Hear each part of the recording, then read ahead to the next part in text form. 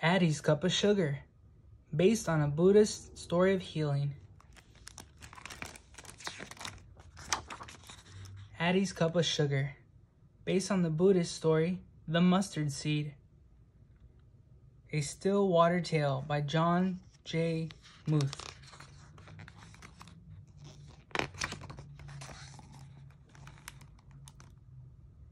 Addie and her pet kitten were best friends. They did everything together. When he was very young, his meow sounded like the tooting of a tiny brass horn. Addie named him Trumpet. They woke up together every day. Trumpet sat on the covers and wouldn't move until Addie got out of her bed. When Trumpet was with her, the world was brighter and warmer. But one day, shortly after they moved into their new neighborhood, it happened. Trumpet was hit by a car. Addie was very sad. Trumpet couldn't be gone. This couldn't really be happening. There must be something she could do. Then Addie remembered her friend Stillwater. He knew a lot about how to help people. He would know how to bring Trumpet back again. Addie ran to find him. "Stillwater, Stillwater," Addie cried out. "You have to help make Trumpet alive again. Please make him come back."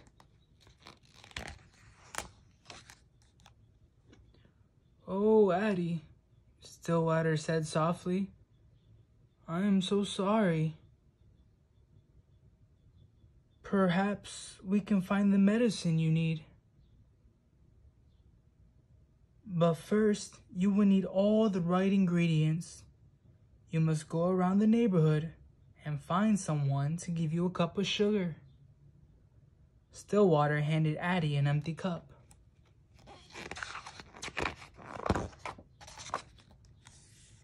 "Fill this cup with sugar and bring it back to me so we can mix it into the right medicine.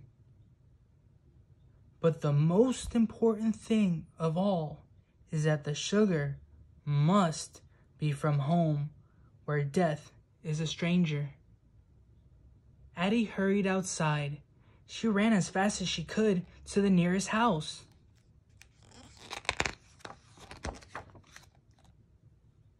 Emma, who was visiting her grandmother, answered the door. "Do you have a cup of sugar I could have?" asked Addie. "Yes, I'm sure we do," Emma said. "Oh, good," said Addie. "Stillwater needs it for a special medicine." Then Addie remembered. "Does anybody in your family know someone who has died?" "My grandpa died last year," said Emma. "Oh," said Addie, unsure what to say next.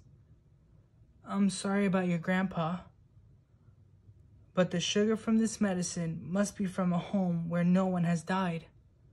I'm sorry to bother you," she said. Addie ran through the backyards and beneath the laundry that hung on clotheslines. The linen sheets that brushed against her skin felt like Trumpet's rough tongue. She never knew what a cat's tongue felt like until she met Trumpet.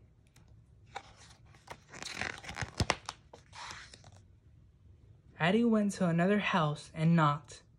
She was surprised when her school librarian answered the door. "Please," said Addie, "I'm helping my friend Stillwater make a special medicine.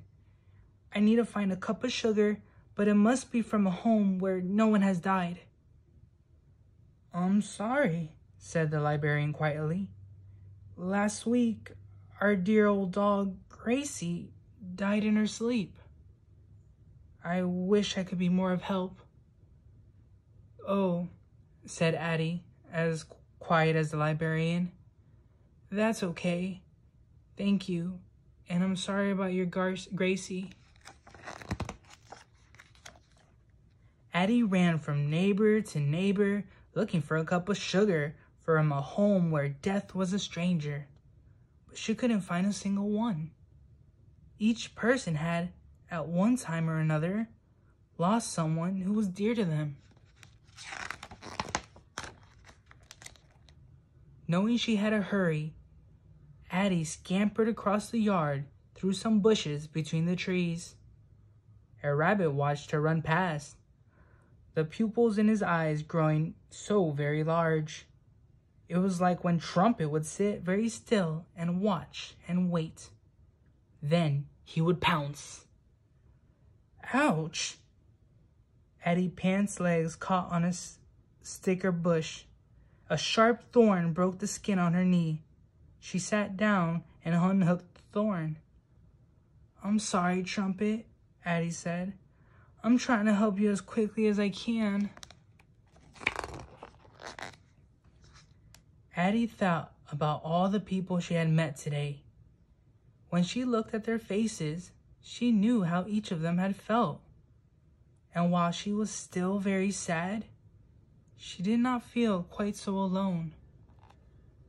She thought of Trumpet, of how he chased dragonflies in the yard, how she would find him curled up asleep in the funniest places, how his little pink toes felt so soft, how he would purr and rub his chin against her cheek while she lay in the grass looking at the clouds. Now she felt the tears come. The light was chasing the end of the day. After a long moment watching the sky, Addie stood and began to run. Stillwater was waiting for her on the porch.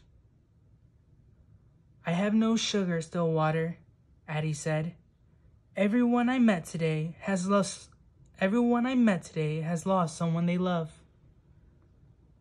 But I understand now, she said. The medicine was for me, wasn't it? Stillwater smiled, a beautiful, sad smile.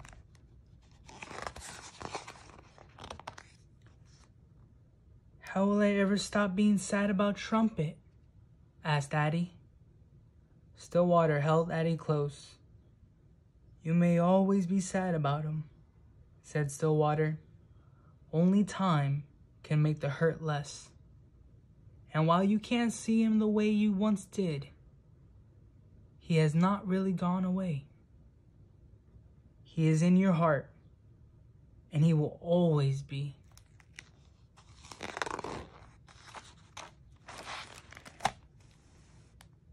The end.